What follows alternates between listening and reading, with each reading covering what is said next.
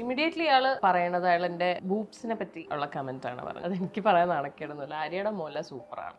കുറച്ച് ദിവസങ്ങൾക്ക് മുമ്പ് ആര്യ ബഡായിന്റെ ഒരു വിഷയം നമ്മൾ കണ്ടിട്ടുണ്ടായി. അതായത് പുള്ളിക്കാരീനെ ഒരുത്തം വിളിച്ചിട്ട് ഒരുമാതിരി ഒരു അശ്ലീല ചൊവ്വയുള്ള സംസാരമൊക്കെ സംസാരിച്ച് ആദ്യം ഭയങ്കര മാന്യമായിട്ട് സംസാരിച്ച് പിന്നെ അവന്റെ ടോക്ക് മാറിയിട്ട് ഒരുമാതിരി ലൈംഗിക ദാരിദ്ര്യം പിടിച്ച് ഒരുത്തം വിളിച്ചിട്ട് ഉള്ള കുറേ ഒരു സംഭവം നമ്മൾ കണ്ടിട്ടുണ്ടായി. അതായത് ആര്യ ബഡായ തന്നെ ആ ഒരു വിഷയം ഉണ്ടായപ്പോഴത്തേക്ക് അതിനെപ്പറ്റി റിയാക്ട് ചെയ്തിട്ട് ഒരു വീഡിയോ ഇട്ടിട്ടുണ്ടായി. അപ്പൊ നമ്മൾ അതിനെപ്പറ്റി സംസാരിച്ചിട്ടൊക്കെ ഉണ്ടായി. അപ്പൊ അന്ന് ആ ഒരു വിഷയം നടന്ന സമയത്ത് പുള്ളിക്കാരി ഇതിനെതിരെ കേസ് കൊടുത്തിട്ടുണ്ടായി. ഇങ്ങനെ വിളിച്ചതിനെതിരെ ഒരു കേസ് കൊടുത്തിട്ടുണ്ടായി. അപ്പൊ ആ ഒരു കേസിന്റെ അപ്ഡേറ്റും കാര്യങ്ങളൊക്കെ പുള്ളിക്കാരി പറയാന്ന് ആ ഒരു വീഡിയോനകത്ത് പറഞ്ഞിട്ടുണ്ടായി. അപ്പൊ ഇപ്പോ ആര്യ ബഡായിന്റെ ഒരു വീഡിയോ, അതായത് വീഡിയോ ഇമ്പോട്ട് ഒരു ഇന്റർവ്യൂ കഴിഞ്ഞ ദിവസം വന്നിട്ടുണ്ടായി. അപ്പൊ ആ ഇന്റർവ്യൂവിനകത്ത് പുള്ളിക്കാരി ഇതിനെ പറ്റിയുള്ള ഒരു അപ്ഡേറ്റും കാര്യങ്ങളൊക്കെ പറയുന്നുണ്ട്. അതേപോലെ എങ്ങനെയാണ് പുള്ളിക്കാരി ആ ഒരു സമയത്ത് ഫീൽ ചെയ്തത് അതെല്ലാം ആ ഒരു ഇന്റർവ്യൂവിനകത്ത് പറയുന്നുണ്ട്. നല്ല അടിപൊളി ഇന്റർവ്യൂ ആണ്. അപ്പൊ നമുക്ക് അതിന്റെ കുറച്ച് ഭാഗം ഒന്ന് കണ്ടുനോക്കാം. ഈ ഞരമ്പന്റെ കേസിന്റെ അവസ്ഥ എന്തായി? ഒന്നുമില്ല, ഞാൻ ആ വീഡിയോയിൽ പറഞ്ഞിരിക്കുന്ന പോലെ തന്നെ ഒന്നും സംഭവിച്ചിട്ടില്ല. കേസൊക്കെ നമ്മൾ ഫയൽ ചെയ്തു. അതിപ്പം നമ്മൾ ചെയ്യുന്നതൊരു അങ്ങനെ ചെയ്യണമല്ലോ, അതാണല്ലോ. അപ്പം നമ്മൾ FIR ഒക്കെ രജിസ്റ്റർ ചെയ്തു. പക്ഷെ അതിനുശേഷം പിന്നെ നമുക്ക് ഒരു അപ്ഡേറ്റ്സും കിട്ടിയിട്ടില്ല. അന്ന് അവിടെ ആ FIR ഞാൻ സ്റ്റേറ്റ്മെന്റ് കൊടുത്തോണ്ടിരിക്കുന്ന സമയത്ത് അവിടുന്ന് സാറ് പറഞ്ഞത് ഇതൊരു ഇന്റർനെറ്റ് കോളാണ്, നെറ്റ് കണക്ട് ചെയ്താണ് വിളിച്ചിരിക്കുന്നത്, പ്രോപ്പർ മൊബൈൽ നമ്പർ അല്ല ഇത് എന്ന് പറഞ്ഞു. അപ്പൊ പിന്നെ അതിനുശേഷം അപ്പൊ അന്ന് തന്നെ ഞാൻ മനസ്സിൽ ഉറപ്പിച്ചു, ഓക്കെ തീരുമാനമായിട്ടുണ്ട് എന്നുള്ളത്. ഓക്കെ, അപ്പൊ ഏതൊരു കേസിലും അത് ഇതേപോലെ വരുന്ന ഏതൊരു കേസിനകത്തും കണ്ടുവരുന്ന പോലെ തന്നെ ഈ ഒരു കേസിനും അങ്ങനെ എവിടെ എത്താത്ത രീതിക്ക് പോകുന്ന ഒരു അവസ്ഥയാണ് കണ്ടത്. അപ്പൊ പുള്ളിക്കാരി ആ ഒരു പറഞ്ഞതെന്ന് പറഞ്ഞാൽ ആ ഒരു കേസ് എങ്ങും എത്തിയിട്ടില്ല എന്നാണ് പറയുന്നത്. അപ്പൊ നമ്മുടെ ഒരു അവസ്ഥയാണ് നമ്മൾ ആലോചിക്കേണ്ടത്. ഇപ്പൊ പലരും പറയില്ലേ ഇത് കേരളമാണ്, ഇവിടെ ഇങ്ങനെയാണ്. ആ ഒരു സംഭവം തന്നെയാണ് എനിക്ക് തോന്നുന്നത്. ഇത് കേരളമാണ്, ഇവിടെ ഇങ്ങനെയാണ്. കാര്യം ഇവിടെ എന്ത് നടന്നാലും ഇതേപോലെ ഇപ്പൊ ആര് നമ്മളെ വിളിച്ചിട്ട് എന്ത് അശ്ലീലം പറഞ്ഞാലും അവനിപ്പോ ഒരു ഇന്റർനെറ്റ് കോൾ വഴിയാണ് വിളിച്ചെങ്കിൽ അവന് രക്ഷപ്പെട്ടു പോവാ, അല്ലെങ്കിൽ അവൾക്ക് രക്ഷപ്പെട്ടു പോവാ. അപ്പൊ അങ്ങനത്തെ ഒരു സിസ്റ്റമാണ് ഇവിടെ ഉള്ളത്. അപ്പൊ അതിനകത്ത് ഇനി കൂടുതൽ കിടന്ന് പറഞ്ഞിട്ട് ഇരുന്നിട്ടും അല്ലെങ്കിൽ അതെന്താണ് അവനെ പിടിക്കാത്തത് എന്ന് പറഞ്ഞിട്ട് ഇരുന്നിട്ട് പ്രത്യേകിച്ച് കാര്യമൊന്നുമില്ല. കാര്യം ഇവിടെ ഇങ്ങനെയാണ്, ഇവിടെ ഇതൊക്കെ നടക്കും. ഇതൊക്കെ നടന്നിട്ട് അവരൊക്കെ പയറ് പോലെ നടന്നു പോകും. അവനെ ഒന്നും പിടിക്കാനായിട്ട് യാതൊരു മാർഗം ഇവിടുത്തെ ഒന്നിനും ഇല്ല. അപ്പൊ അതാണ് ദയനീയ അവസ്ഥയാണ് നമ്മുടെ സിസ്റ്റം. ഞാൻ ഇപ്പൊ നമ്മുടെ സ്റ്റേഷനെയോ അല്ലെങ്കിൽ പോലീസിനെയോ ഒന്നും അല്ല കുറ്റം പറയുന്നത്. ഇപ്പൊ ഒരു ഇന്റർനെറ്റ് കോൾ വന്നു എന്നുള്ളത് അതവിടെ കഴിഞ്ഞു. അത് പിന്നെ അതിനൊരു സൊല്യൂഷൻ ഇല്ല എന്നുള്ളതാണ്. ഒരു ഇന്റർനെറ്റ് കോൾ ആണല്ലോ, ഇനി എവിടെ നിന്ന് നമ്മൾ തപ്പിപ്പോവും. പിന്നെ പലരും ഇതിനെ ചിന്തിക്കുന്നത് പറഞ്ഞാൽ ഇതിനപ്പുറം കേസുകൾ നടക്കുമ്പോൾ ആരെങ്കിലും ഇതുപോലെ പലർക്കും ഇത് ഭയങ്കര സില്ലിയാണ്.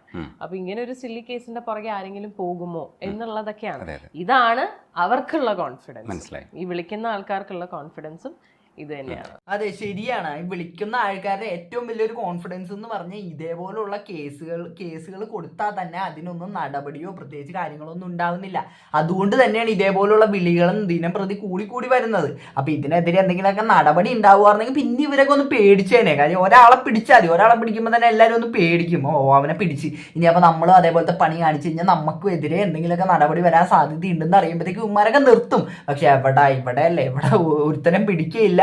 അതുകൊണ്ട് തന്നെ ഉമ്മാരൊക്കെ സുഖമായിട്ട് അടുത്ത പെമ്പിള്ളേർക്ക് എന്ന് ഞാൻ പറയാൻ കാര്യം എന്ന് പറഞ്ഞാൽ പെമ്പിള്ളേർക്കാണ് ഇതേപോലത്തെ ഉള്ള വിഷയങ്ങളൊക്കെ കൂടുതൽ തന്നെ. ആൺപിള്ളേർക്കും വരാറുണ്ട്, പക്ഷെ ഏറ്റവും കൂടുതൽ വരുന്നത് പെമ്പിള്ളേർക്കാണ്. കാര്യം ഒരുമാതിരി ഇപ്പൊ നമ്മുടെ ഈ ന്യൂഡ് പിക്സും കാര്യങ്ങളൊക്കെ ഓരോരുത്തന്മാരൊക്കെ എടുത്ത് അയച്ചു കൊടുക്കും. അപ്പൊ ഇതൊക്കെ അയച്ചു കൊടുക്കുമ്പോഴത്തേക്ക് ഇവർക്കൊക്കെ വല്ല സുഖമൊക്കെ കിട്ടുമായിരിക്കും, ഈ അയച്ചു കൊടുക്കണവന്മാർക്ക് സുഖമൊക്കെ കിട്ടുമായിരിക്കും. പക്ഷെ ഇത് കിട്ടുന്ന ഈ പെമ്പിള്ളേരൊക്കെ അവസ്ഥ എന്ന് പറഞ്ഞാൽ അവരൊക്കെ ഒരുമാതിരി ട്രോമറ്റൈസ് ആയി പോകും. ഇതൊക്കെ ഒരു ദിവസം കാണുമ്പോൾ തന്നെ ചിലപ്പോൾ അന്നത്തെ ദിവസമോ അല്ലെങ്കിൽ ഒരാഴ്ച തന്നെ പോയി കിട്ടും ഈ ഒരു സാധനമൊക്കെ കാണുമ്പോഴത്തേക്ക്. അപ്പൊ ഇതൊന്നും ഇവന്മാരോട് പറഞ്ഞിട്ട് പ്രത്യേകിച്ച് കാര്യമൊന്നുമില്ല. ഇതുങ്ങൾക്കൊന്നും തലേനകത്ത് വെളിവുമില്ല, ആൾതാമസം ഇല്ലാത്ത കുറെ എണ്ണങ്ങളാണ്. അപ്പൊ ഇവന്മാരെ ചുമ്മാ എടുത്ത് ഇങ്ങനെ അയച്ചു കൊടുത്ത് കഴിഞ്ഞപ്പോൾ ഇപ്പൊ ഈ ഒരു കേസ് പലരും സില്ലിയായിട്ട് കാണുന്നതിന്റെ ഒരു കാരണം എന്ന് പറഞ്ഞു കഴിഞ്ഞാൽ എനിക്ക് തോന്നിയതെന്ന് പറഞ്ഞാൽ ഈ ആര്യയാണെങ്കിലും ആര്യയുടെ കൂടെ ഉള്ളവരാണെങ്കിലും അന്ന് ഈ ഒരു കോള് വന്ന സമയത്ത് എന്ന് പറഞ്ഞാൽ അവർ ഭയങ്കര കൂളായിട്ടാണ് എടുത്തത്. അപ്പൊ കൂളായിട്ടാണ് അവർ ആ ഒരു വീഡിയോ ആണെങ്കിലും നമ്മൾ നോക്കി കഴിഞ്ഞാൽ അവർ ഭയങ്കര കൂളായിട്ടാണ് ആ ഒരു സാധനം ഡീൽ ചെയ്തത്. അപ്പൊ അങ്ങനെ ഡീൽ ചെയ്തുകൊണ്ട് എല്ലാവരും വിചാരിക്കണം എന്ന് പറഞ്ഞാൽ ഇവർക്ക് ഇതിനകത്തൊരു വിഷമമില്ല, അതുകൊണ്ട് തന്നെ ആ കേസിന് ഇനി നടപടി ആയാലും കുഴപ്പമില്ല എന്നൊക്കെയുള്ള രീതിക്കുള്ള ചിന്തകളുള്ള പലരും ഉണ്ട്. അപ്പൊ എനിക്ക് അതിനകത്ത് പറയാനുള്ളതെന്ന് പറഞ്ഞാൽ ഇവരിങ്ങനെ എടുത്തു, അതായത് ഇവരിപ്പോൾ ആ ഒരു സംഭവത്തിനെ കൂളായിട്ട് എടുത്തു എന്ന് തന്നെ ഇരിക്കട്ടെ.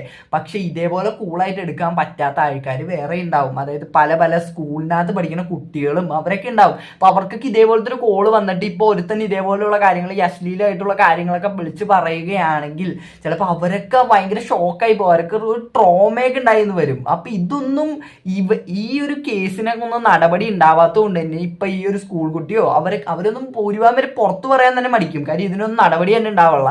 പിന്നെ ഞങ്ങളൊക്കെ ഇത് പുറത്ത് പറഞ്ഞു കഴിഞ്ഞാൽ ആര് നോക്കാനാണെന്നുള്ള ഒരു ഇത് ഫീലൊക്കെ അവരുടെ ഉള്ളിൽ വരും. കടയുടെ നമ്പറിലേക്ക് വിളിച്ചിട്ട് ഡീറ്റെയിൽസ് പറഞ്ഞിട്ട് പിന്നെ നമ്മൾ അങ്ങനെ വർക്ക് ചെയ്തിട്ടുണ്ട്. അപ്പം അങ്ങനെ എന്ന് വിചാരിച്ചാണ് സംസാരിച്ചു തുടങ്ങിയത്. ആള് വളരെ നല്ലതായിട്ടാണ് സംസാരിച്ചത്. അതാണ് അതിൻ്റെ വലിയൊരു ഹൈലൈറ്റ്. ഇപ്പോൾ സാധാരണ ഒരു ഞരമ്പൻ വിളിക്കുമ്പോൾ ഉള്ള ഇങ്ങനത്തെ കോൾസ് ഒക്കെ പല പെണ്ണുങ്ങൾക്കും വരാറുണ്ട് കേട്ടോ. ഈ ഒരു വീഡിയോ ചെയ്തതിന് ശേഷം എത്ര പേരാണ് എന്നെ വിളിച്ചിട്ട് സംസാരിച്ചതെന്നറിയോ? ഇങ്ങനത്തെ എക്സ്പീരിയൻസ് ഇതേപോലെ ചിലർ പറയുന്നത് അതേ സൗണ്ടാണ് എന്നെ വിളിച്ച ആൾക്കും റെക്കോർഡിംഗ് ഉണ്ട് എന്ന് പറഞ്ഞിട്ട് ഷെയർ ചെയ്ത ആൾക്കാർ വരെ ഉണ്ട്.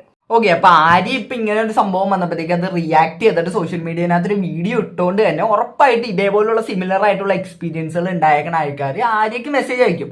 അതേപോലെ മെസ്സേജ് അയച്ചിട്ട് പുള്ളിക്കാരിനോട് ഒരുപാട് പേര് ഇതേപോലെ ഈ സെയിം ഒരാൾ വിളിച്ചു എന്നൊക്കെ ഉള്ള രീതിക്ക് പറഞ്ഞെന്നാണ് പറയുന്നത്. ഈ സെയിം ഒരാൾ വിളിച്ചു എന്ന് പറയുമ്പോഴത്തേക്കും ചിലപ്പോൾ ഉണ്ടാവാട്ടോ, ചിലപ്പോൾ അവന്റെ ഒരു സ്ഥിരം പരിപാടി തന്നെ ആയിരിക്കാം ഇത്. ഓരോ പെൺപിള്ളേരെ കാണുമ്പോഴും ഓരോ സെലിബ്രിറ്റീനെ കാണുമ്പോഴൊക്കെ ഇങ്ങനെ ഇരുന്ന് അവരുടെ നമ്പർ കണ്ടുപിടിച്ച് ഇങ്ങനെ വിളിക്കുന്ന ഒരു സ്ഥിരം പരിപാടി ആയിരിക്കാം ചിലപ്പോൾ ഇവന്റെ. അതുകൊണ്ടായിരിക്കാം ഇവന്റെ അതേ സൗണ്ട് ഉള്ളവരെ കേട്ടപ്പോഴത്തേക്കും അവർ ഈ ആര്യക്ക് മെസ്സേജ് ചെയ്തിട്ട് ഇങ്ങനെ പറയുന്നത്. ഒരു മെസ്സേജ് പാസ് ചെയ്യാനുണ്ട് എന്ന് പറഞ്ഞിട്ട് അപ്പൊ പുള്ളിക്കാരി പറഞ്ഞ ഓക്കെ പറഞ്ഞോളൂ കുഴപ്പമില്ല. അപ്പോഴേക്കും പുള്ളിക്കാരി സ്പീക്കറിലിട്ടു. ബിക്കോസ് ഞാൻ അവിടെ ഇരിപ്പുണ്ടായിരുന്നു. ഇമ്മീഡിയറ്റ്ലി അയാള് ഫസ്റ്റ് തിങ് പറയണത് അയാളെന്റെ ബൂബ്സിനെ പറ്റി ഉള്ള കമന്റ് ആണ് പറഞ്ഞത്. ഞാൻ ആ വീഡിയോയിൽ പറഞ്ഞിട്ടുണ്ട്, അതിവിടെ പറയുന്നുണ്ട്. എനിക്ക് പ്രശ്നമൊന്നുമില്ല, അയാൾ പറഞ്ഞ കാര്യമാണ്, അത് എനിക്ക് പറയാൻ നടക്കേണ്ടൊന്നുമില്ല. ആര്യയുടെ മോല സൂപ്പറാണ്, ഇതാണ് അയാൾ പറയുന്നത്. അപ്പോൾ ഇത് സ്പീക്കറിലിടുമ്പോൾ എൻ്റെ കടയിലെ സ്റ്റാഫ് ഞങ്ങളെല്ലാവരും കേട്ടോണ്ടിരിക്കുകയത്. അപ്പോൾ ഞങ്ങൾ എക്സ്പെക്ട് ചെയ്യുന്നില്ല ഇതാ വന്നതെന്ന്. പെട്ടെന്നൊരു എന്താ പറയുക, നമ്മൾ എല്ലാവരും ഒറ്റയടിക്ക് ഞെട്ടിപ്പോയി, ഇതെന്താ ഇങ്ങനെ. ഓക്കെ, അപ്പൊ നമ്മൾ ആ വീഡിയോ കാണുമ്പോഴത്തേക്ക് ആര്യ അതിനകത്ത് ഭയങ്കര കൂളായിട്ട് ഇരിക്കണ പോലെയൊക്കെ നമുക്ക് തോന്നിയാലും ഇവരുടെ ഒരു ഇപ്പൊ അവര് പറഞ്ഞ കേട്ടോ, അവര് ഫസ്റ്റ് ഇങ്ങനെ സംസാരിച്ചു തുടങ്ങിയപ്പോഴത്തേക്ക് ഇതൊരു മാന്യനായിട്ടുള്ള ഒരാൾ സംസാരിക്കണം എന്നുള്ള രീതിക്കാണ് പുള്ളി സംസാരിച്ച് വന്നത്. പക്ഷെ ഒരു പോയിന്റിനകത്ത് പുള്ളി ഇങ്ങനെ ഈ ഒരു അശ്ലീല ചൊവ്വയുള്ള രീതിനകത്തൊക്കെ കടന്നപ്പോഴത്തേക്കും ഇവരാണെങ്കിലും ഞെട്ടിപ്പോയി പെട്ടെന്ന് ഈ ഒരു സംഭവം കേട്ടപ്പോൾ. കാര്യം അയാളുടെ ഒരു വായന ഇങ്ങനത്തെ ഒരു കാര്യം ഇവർ എക്സ്പെക്ട് ചെയ്യല്ല. അതുകൊണ്ട് തന്നെയാണ് പിന്നെയാണ് ഇവർ ഈ റെക്കോർഡിങ് ആരംഭിച്ചതും. പിന്നെ അത് കഴിഞ്ഞിട്ടാണ് പിന്നെ ഇവർ ആ ഒരു കോൺവെർസേഷൻ അങ്ങ് ഡ്രാഗ് ചെയ്യാന്നുള്ള രീതിക്ക് പോയി. പറയുന്നത് മുഴുവനും അയാൾ പറയുന്നതിന്റെ ഇടയിൽ ഞാൻ ഇപ്പോൾ ഷാഗ് ചെയ്തുകൊണ്ടിരിക്കുകയാണ്, ഇങ്ങനെയുള്ള ഒരു ടോക്കാണ് ഇയാൾ പറയുന്നത്. അപ്പൊ കുറെ പേര് എന്നോട് ചോദിച്ചു, നിങ്ങൾ എൻകറേജ് ചെയ്തുകൊണ്ടല്ലേ അയാൾ ആ കോൺവെർസേഷൻ കണ്ടിന്യൂ ചെയ്തതെന്ന് ചോദിച്ചു.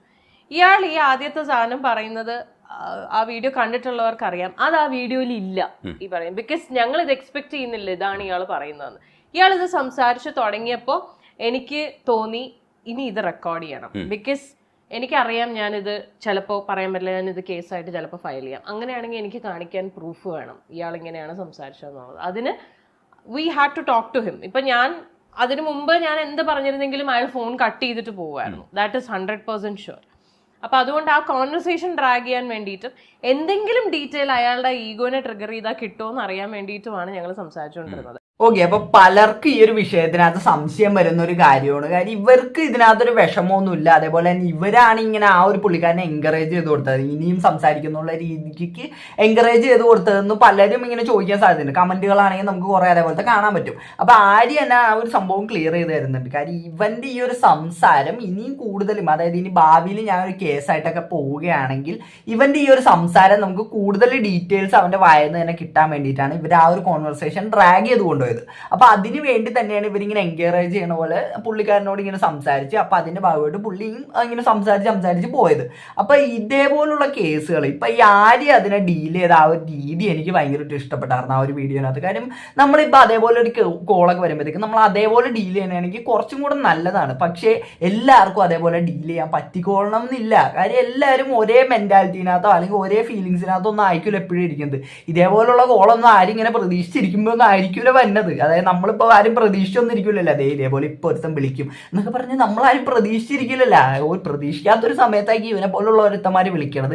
എന്നിട്ട് വിളിച്ചിട്ട് കയറി ഇമാതിരി വർത്താനം പറയുമ്പോഴത്തേക്കും ചിലപ്പോൾ ആ ഒരു ഭയങ്കര ട്രോമയൊക്കെ ഇതൊക്കെ അനുഭവിക്കുന്നവർക്ക് വന്നത്. ഇപ്പം ആര്യക്ക് അതേപോലുള്ള വലിയ ഇവരൊക്കെ ഓൾറെഡി ഇതേപോലെ, അതായത് ഈ ലൈം ലൈറ്റിനകത്ത് നിൽക്കണോണ്ട് തന്നെ ഇവർക്ക് ഇതേപോലുള്ള കോളുകളൊക്കെ സ്ഥിരം വന്നതായിരിക്കും.